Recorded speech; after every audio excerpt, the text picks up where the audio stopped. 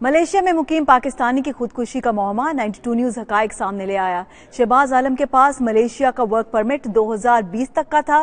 Social media पर फैली तमाम अफवाहें झूठी निकली। कोलालंपुर में पाकिस्तानी हाई कमिश्नर ने मामला FIA भेजने का ऐलान कर दिया। तफसीलात कोलालंपुर से जावेदुर रहमान की इस रिपोर्ट में।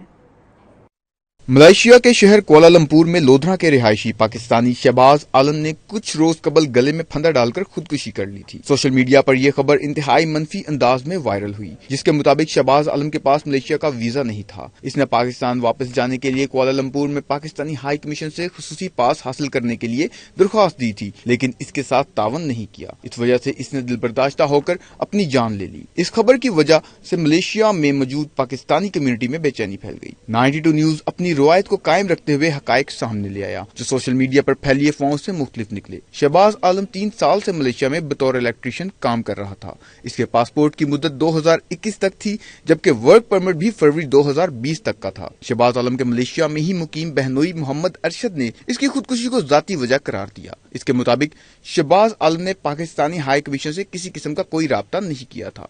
उसने कोई राब्ता नहीं किया क्योंकि उसके पास पासपोर्ट वीजा अवेलेबल था। ये जो सोशल मीडिया पे चल रहा है ये बिल्कुल बेबुनियाद है। एम्बेसी वालों ने ये वाकया होने के बाद हमारे साथ बहुत अच्छा तावन किया है, बहुत ही अच्छा तावन किया है, और सब जो अखराजात हैं वो खुद उन्होंने अपने जिम्मे लिए हैं। पाकिस्तान हाई कमीशन के चार्ज अफेयर्स मियां आतिफ शरीफ कहते हैं कि पाकिस्तान हाई कमीशन के दरवाजे पाकिस्तान कम्युनिटी की रहनुमाई, इनके मसाइल के हल और फलाह बहबूद के लिए हर वक्त खुले हैं। यहाँ पर मौजूद अमला बड़ी दिलजमी के साथ ओवरसीज पाकिस्तानियों की खिदमत करने में मसरूफ है। इस वाक़े के हवाले से भी हमने मोहम्मद अरशद साहब से पूछा कि इस वाक़े के बारे में तफसील बताएं कि ये अलमनाक वाक़या कैसे हुआ उनकी वफ़ात का।